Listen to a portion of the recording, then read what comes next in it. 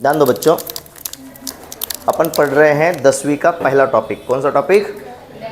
पहला topic. Topic का नाम है ग्रेविटेशन, नहीं टेशन, ग्रेविटेशन। इसको मराठी में कहा जाता है बच्चों गुरुत्वाकर्षण। गुरुत्वाकर्षण कैसे होता है?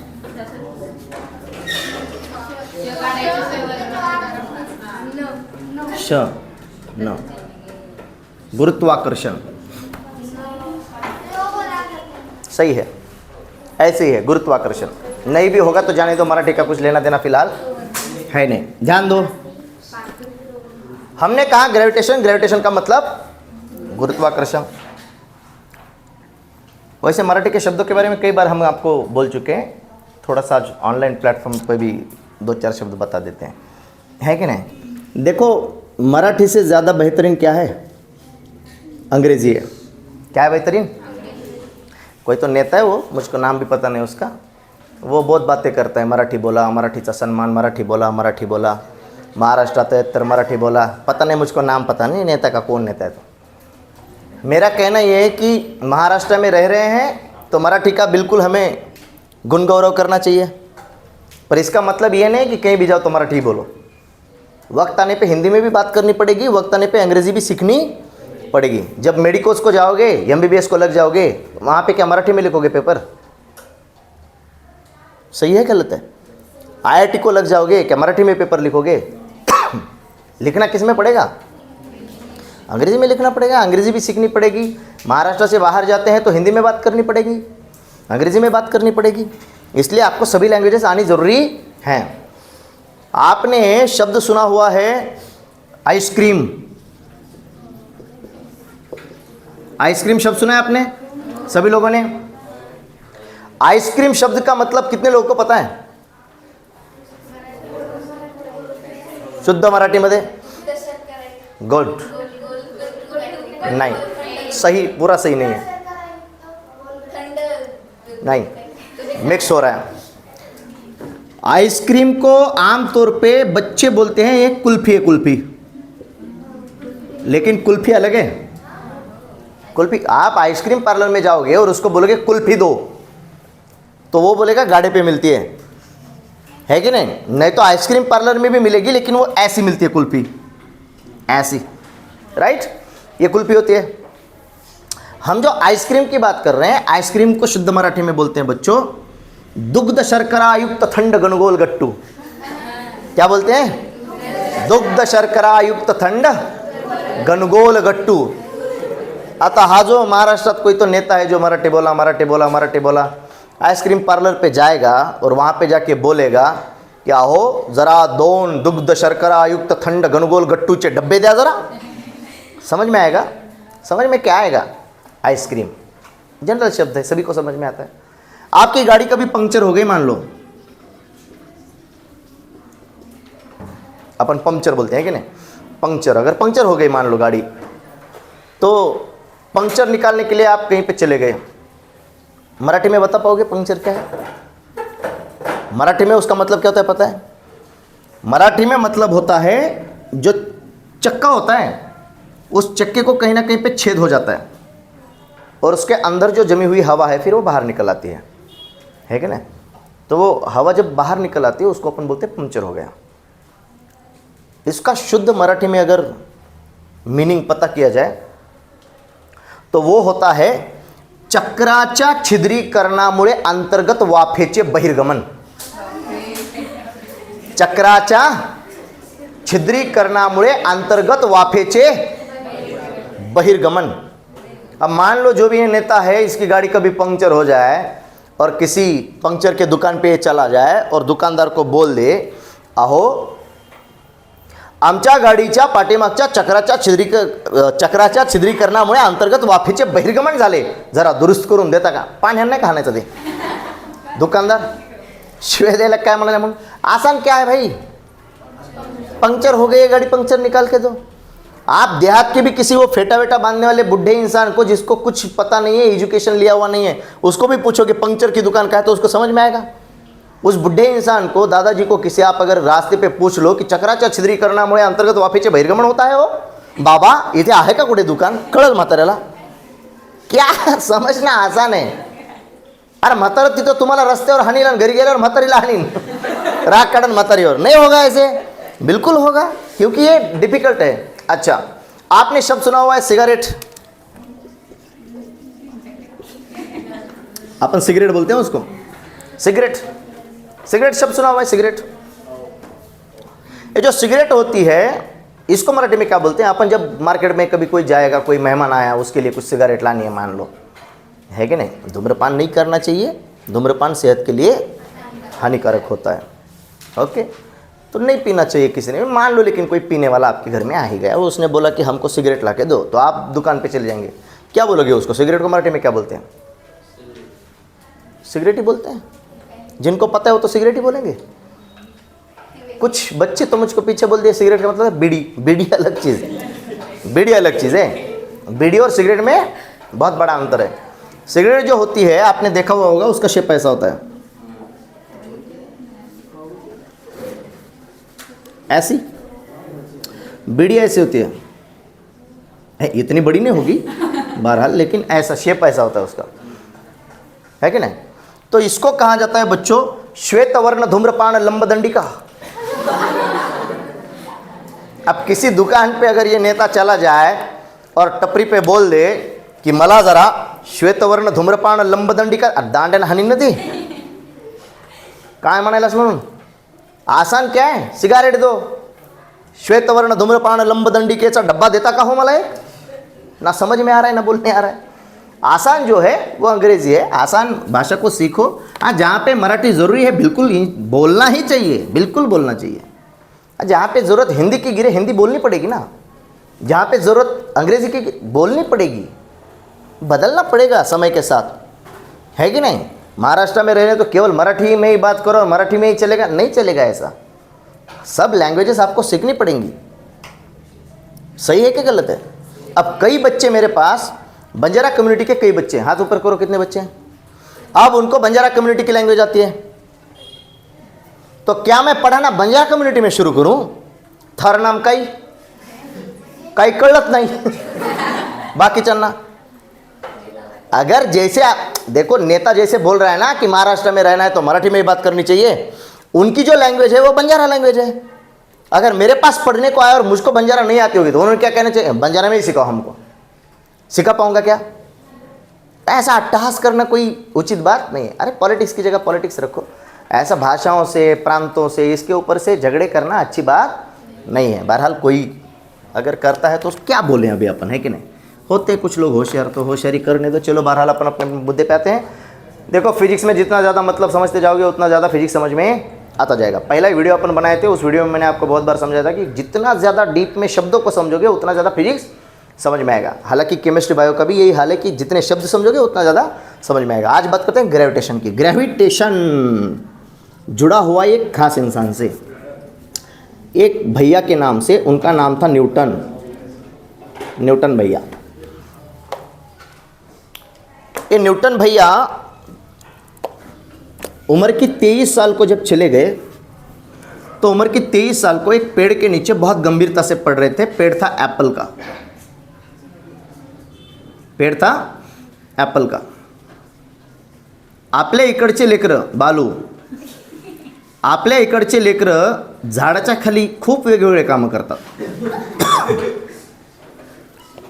झाडाचा पुरेपूर उपयोग आपल्या इकडच्या लेकरांना माहिती आहे. झाडाच्या मागे, झाडाच्या वर, झाडाच्या खाली, झाडाच्या कोपऱ्यात, कुठंही व्यवस्थित. चिलाऱ्या चुलाऱ्या, बाबळी, बोरी, सगळ्यांच्या पाठीमागं पुढं इकडं तिकडं जागा व्यवस्थित त्यांनी सेट केलेल्या असतात. आपल्या लेकरांना त्याचा उपयोग माहिती आहे.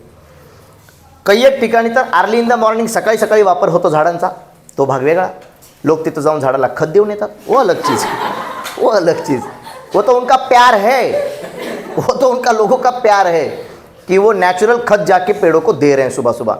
ये छोड़ के भी कुछ दोपहर के समय में, शाम के समय में कुछ बच्चे उस जगह का अलग तरीके से भी इस्तेमाल करते हैं. अलग अलग अपने अपने काम होते हैं बच्चों को. आइजैक भैया यानी न्यूटन भैया जब उम्र के 23वीं साल को आए तो ये भी पेड़ के नीचे चले गए. पर इनका पूरा का पूरा ध्यान पढ़ाई में था, पढ़ाई में था, पढ़ाई कर रहे थे।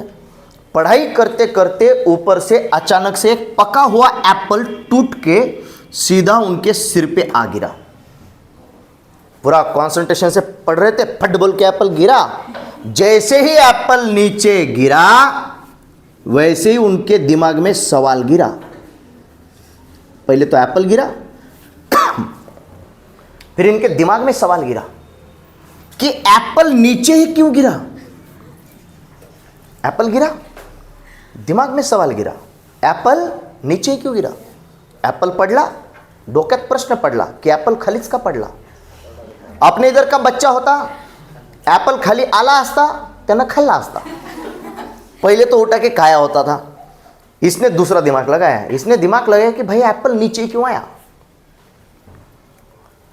और इस महान एक प्रश्न की वजह से उनको एक बात पता चली कि इस दुनिया में एक फोर्स काम करता है बच्चों, जो हर चीज को पृथ्वी की तरफ खींच रहा है, हर चीज को एक दूसरे के ऊपर खींचने की कोशिश कर रहा है। इस फोर्स को उन्होंने नाम दिया जीएफ, ग्रेविटेशनल। कौन सा फोर्स? Gravitational force. निहायती खूंखार फोर्स, दुनिया का निहायती खूंखार फोर्स, ग्रेविटेशनल फोर्स। किसी भी चीज को अपनी तरफ अट्रैक्ट कर लेगा, जीएफ का फोर्स। इतना भयानक कि दुनिया में इससे कोई भी छूट नहीं सकता। हाँ, कुछ डिफॉल्ट हो, अरे यानी कुछ जगह है ना डिफॉल्ट भी, जहां पे ग्रेविटेशनल फोर्स लागू नहीं होता। ऐसी डिफॉल्ट जगह अगर छोड़ दी जाए तो हर जगह पे दुनिया में ग्रेविटेशनल फोर्स लगता है। अब बात यह है कि न्यूटन भैया ने इस फोर्स के बारे में क्या बताया, ध्यान दो। न्यूटन भैया ने बताया एक लॉ, एक नियम। उस नियम को बोला जाता है न्यूटन्स ग्रेविटेशनल लॉ, या उसी को बोला जाता है न्यूटन्स लॉ ऑफ ग्रेविटेशन। क्या बोला जाता है? Newton's law of gravitation. अब न्यूटन भैया ने ये जो नियम बताया बच्चों, इस नियम के संदर्भ में न्यूटन भैया क्या बोले पहले तो समझाता हूं। न्यूटन भैया बोले न्यूटन भैया क्या बोले? Every particle attracts other particle by a force which is directly proportional to square of distance between them के प्रोडक्ट ऑफ मासेस। बोलो क्या? विच इज डायरेक्टली, ये आप पढ़ चुके हो एक बार। Which is directly proportional to क्या? Product of their masses and inversely proportional to square of distance between. अब समझाते हैं डीप में, थोड़ा सा इधर ध्यान। न्यूटन्स लॉ ऑफ ग्रेविटेशन क्या बोले न्यूटन भैया? देखो, न्यूटन भैया बोले एवरी पार्टिकल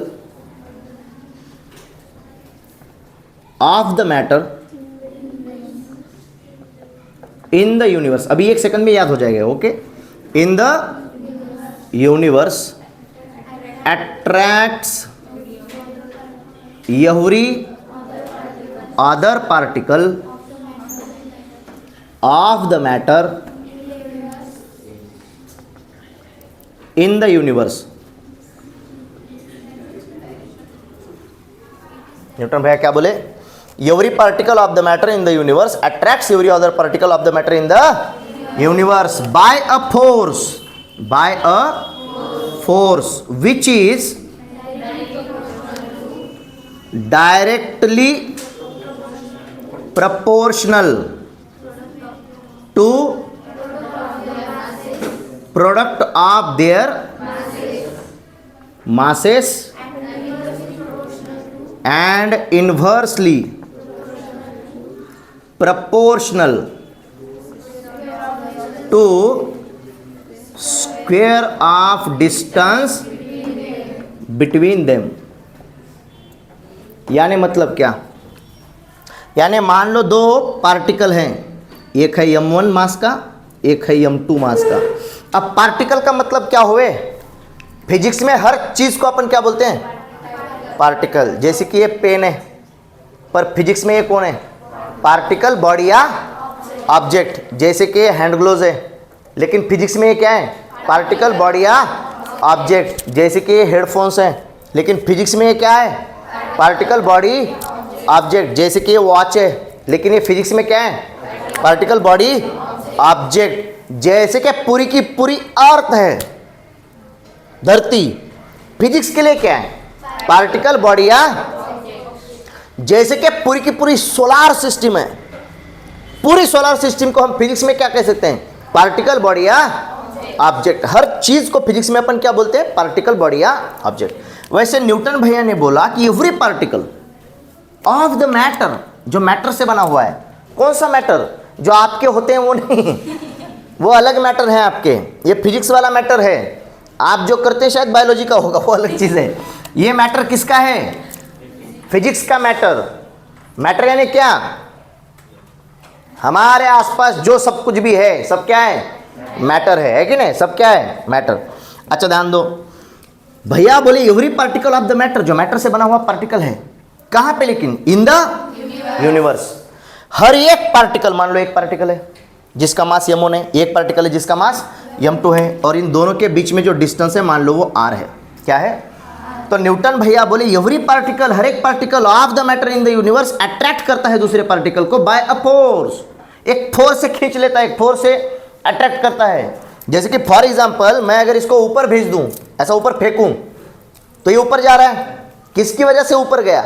मैंने फोर्स लगाया, हाथ से ऊपर गया। लेकिन एक पर्टिकुलर डिस्टेंस ऊपर जाने के बाद फिर तो मैं ऊपर से फिर फटक बोल के उसको मार नहीं रहा हूं, नीचे जा करके। नीचे क्यों आ रहा है? एक फोर्स उसको नीचे की तरफ खींच रहा है। कौन खींच रहा है? एक फोर्स उसको नीचे की तरफ खींच रहा है। यही फोर्स कौन सा फोर्स है? Gravitational force. तो न्यूटन भैया बोले हर एक पार्टिकल के ऊपर एक फोर्स लग रहा है जो उसको अट्रैक्ट कर रहा है। क्या कर रहा है? अट्रैक्ट कर रहा है। कैसे अट्रैक्ट कर रहा है? By a force.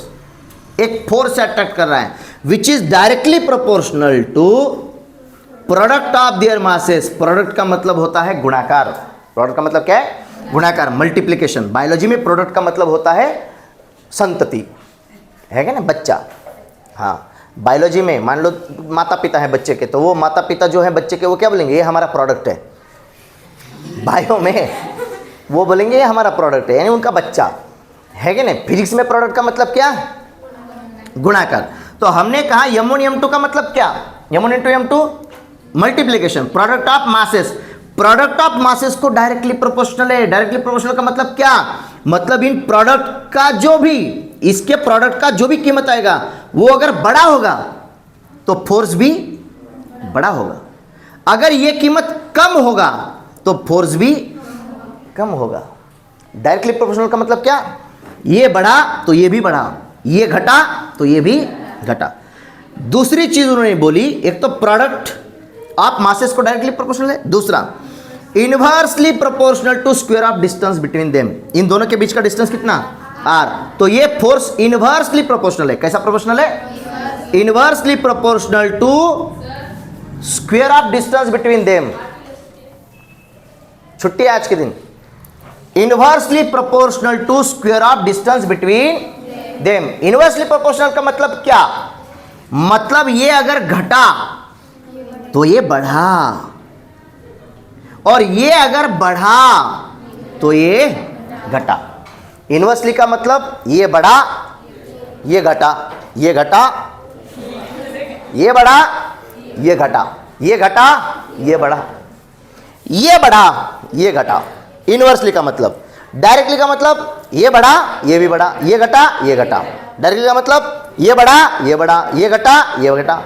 इनवर्सली का मतलब ये बढ़ा, ये घटा, ये बढ़ा, ये घटा, एक दूसरे के उल्टे।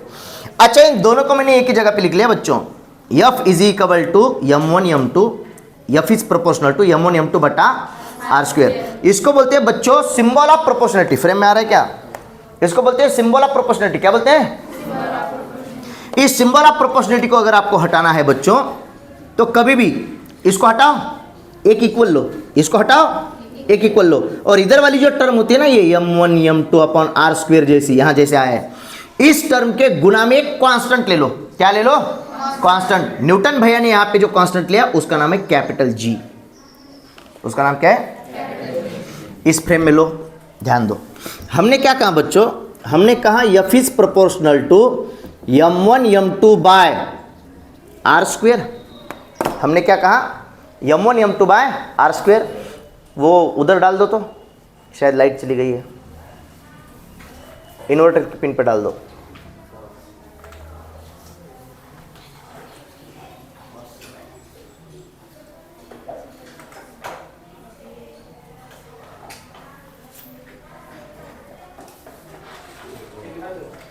हाँ, इधर वाली पिन निकाल, आखिरी वाली इन्वर्टर पे डाल। ठीक, आजा। हमने कहा F is proportional to m1 m2 by R square. इसको अगर हटाना है, इसको क्या बोलते हैं? इसको बोलते हैं सिंबल ऑफ प्रोपोर्शनैलिटी। क्या बोलते हैं?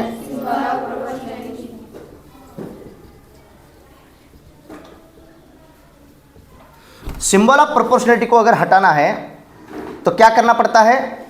इसके लिए बच्चों f इज इक्वल टू, इसको हटाओ, इक्वल लो, और इस सब टर्म के मल्टीप्लिकेशन में m1 m2 upon R square, इसके मल्टीप्लिकेशन में constant low.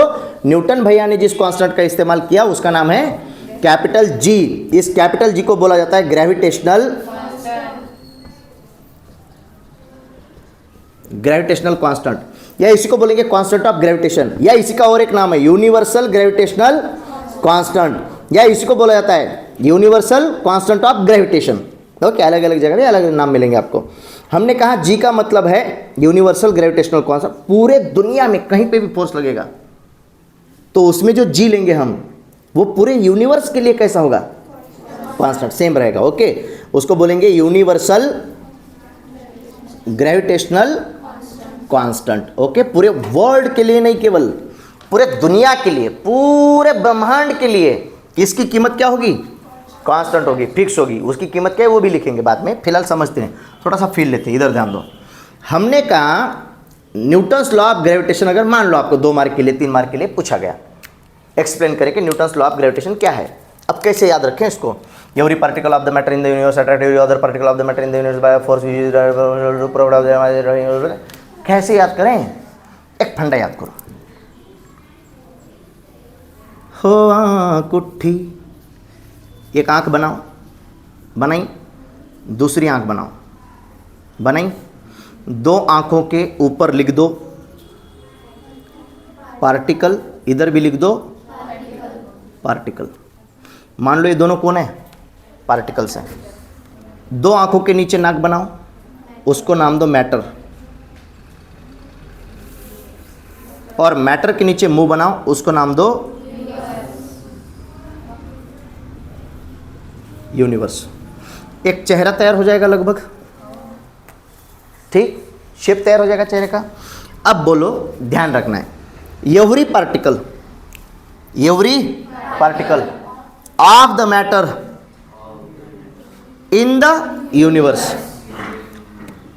Every particle of the matter in the universe attracts every other, काय का? ऑफ द, कहां पे? In the every particle of the matter in the universe, particle of the matter in the universe, particle of the in the, of the in the, particle of the matter in the universe, particle of the matter in the universe attract every particle of the matter in the universe. खत्म।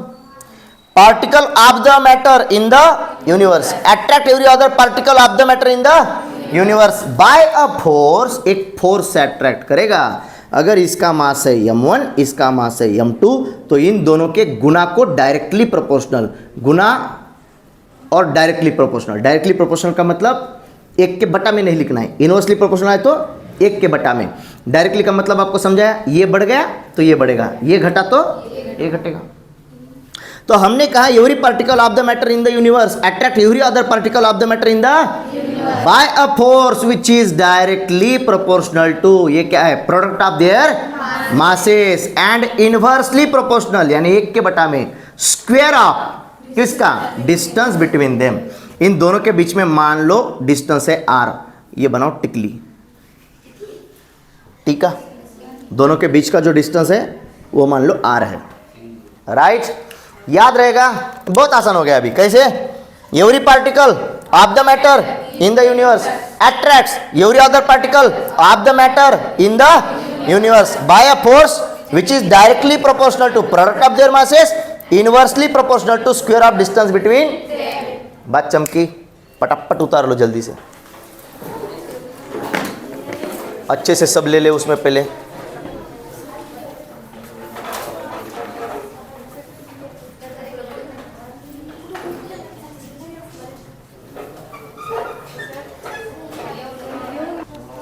अब ध्यान दो बच्चों, आपको कभी कभी ये भी सवाल पूछा जाएगा, right SI unit of capital G। क्या बोला जाएगा? ओके, इधर ध्यान दो। पहली तो बात हम क्या पढ़े, F is equal to m1 m2 by r square into capital G। पहले बोलो SI unit of gravitational force. दुनिया का कोई भी फोर्स क्यों ना हो, उसका SI यूनिट होता है न्यूटन। क्या होता है? तय है। अच्छा, और भी एक यूनिट, अपन न्यूटन को और भी एक यूनिट में परिवर्तित कर सकते हैं। देखो, फोर्स का मतलब क्या? फोर्स का मतलब मास इंटू मास किस में गिना जाएगा? केजी। एक्सेलरेशन किस में गिना जाएगा? पता नहीं। एक्सेलरेशन होता है rate of change of velocity with respect to time. तो हमने कहा ये है केजी बटा टाइम के लिए सेकंड इनटू वेलोसिटी बच गया। वेलोसिटी किस में गिना जाए? पता नहीं। तो हमने कहा वेलोसिटी को किस में परिवर्तित किया जाए? वेलोसिटी का फार्मूला क्या? It is rate of change of displacement with respect to time. तो हमने कहा फोर्स इज इक्वल टू, क्या कहा हमने? फोर्स इज इक्वल टू ये है केजी अपॉन ये सेकंड। टाइम को किस में गिना जाएगा? Second. Second into second square into बच गया डिस्प्लेसमेंट। डिस्प्लेसमेंट का होता है मतलब शॉर्टेस्ट डिस्टेंस। क्या होता है? Shortest distance. डिस्प्लेसमेंट यानी शॉर्टेस्ट डिस्टेंस। और दुनिया का कोई भी डिस्टेंस एक किस्म की क्या है? लेंथ है। और लेंथ को किस में गिना जाए? लेंथ को गिना जाता है मीटर में। किस में गिना जाए? मीटर में। देखो, मास, टाइम और लेंथ ये फंडामेंटल क्वांटिटी हैं। Length, mass, time. कौन सी quantity? Length, mass and time. Length, mass, time ये कौन सी क्वांटिटियां हैं? ये फंडामेंटल क्वांटिटियां हैं। और लेंथ, मास, टाइम को, लेंथ को गिना जाता है मीटर में, मास को केजी में और टाइम को सेकेंड में। समझ में आया? तो हमने फोर्स को परिवर्तित कर दिया, मास, टाइम। देखो, मास, टाइम, डिस्प्लेसमेंट का मतलब लेंथ, लेंथ मास टाइम में कन्वर्ट कर दिया। वहां से हमें मिला फोर्स का यूनिट, वो होता है केजी मीटर पर सेकंड स्क्वायर। क्या होता है? केजी मीटर पर सेकंड स्क्वायर। और इसी को अपन बोलते हैं न्यूटन। काहे बोलते हैं? क्योंकि जीएफ की खोज न्यूटन भैया ने करी। किसने करी? जीएफ की खोज किसने करी? न्यूटन भैया ने। दुनिया का सबसे खूंखार फोर्स न्यूटन भैया ने खोजा, इसलिए फोर्स को यूनिटी न्यूटन भैया के नाम से दिया गया। तो ध्यान दो, या तो हम ऐसा भी कह सकते हैं, क्या कह सकते हैं? केजी मीटर पर सेकंड स्क्वायर, या उसी को कहेंगे न्यूटन। लेकिन हमें चाहिए एसआई यूनिट ऑफ जी। किसका चाहिए? हमें चाहिए एसआई यूनिट ऑफ जी। कैसे निकालेंगे? ध्यान दो, मैंने आर स्क्वायर को इधर भेजा, जी को इधर ही रखा, आर स्क्वायर को इधर भेजा, तो हो गया आर एफ का, आर इधर आया, आर एफ का स्क्वायर। और m1 इंटू m2 इधर गुना में है जी के, इधर जाएंगे बटा में m1 इंटू m2, उधर कौन बच गया? केवल जी, ये रहा G. G is equal to क्या हो गया? R square F, R square F या एफ आर स्क्वायर, और ये m1 m2 इधर बटा में आ गए। अब मुझको बोलो आर का मतलब क्या? डिस्टेंस। डिस्टेंस एक किस्म की लेंथ है, और लेंथ के लिए क्या यूज करते हैं अपन? मीटर। तो इसके लिए हमने यूज किया मीटर। फोर्स न्यूटन में, न्यूटन का स्क्वायर, अरे एफ आर स्क्वायर ना बच्चों, एफ आर स्क्वायर। लिखते वक्त ध्यान तो दिया करो, ये न्यूटन, मीटर का स्क्वायर। नींद तो नहीं आ रही है? वक्त बहुत हो गया आज, है कि नहीं। सुबह अपन मुझे लगता है 6 बजे शुरू किए थे और अभी, हाँ ठीक है, अलग अलग क्लासेस हो गए ना आपके, लेकिन शुरू तो 6 बजे ही किए थे। और अभी कितने बज रहे हैं? अभी दोपहर के लगभग 1:30-2 बज रहे हैं। अरे तो बोलने तो दो, उतना ही सुकून आ जाता है कि नहीं। थोड़ा ज़्यादा का वक्त बोल दे तो उतना ही सुकून आता है कि इतनी देर हो गई फिर भी अपन जिंदा हैं। हाँ, तो लगभग 1 बज के कुछ चंद मिनट हुए हैं। 6 बजे से 1 बजे तक, यानी बहुत वक्त हो गया पढ़ते पढ़ते। ठीक है, इसको जल्दी से ख़त्म करता हूँ, ध्यान दो। मैंने क्या कहा बच्चे, इधर ध्यान दो। हमें एसआई यूनिट चाहिए जी का। मैंने बोला जी का SI unit, SI unit of G, SI unit of G is equal to R का स्क्वायर है। आर क्या है? लेंथ, लेंथ का स्क्वायर यानी मीटर स्क्वायर।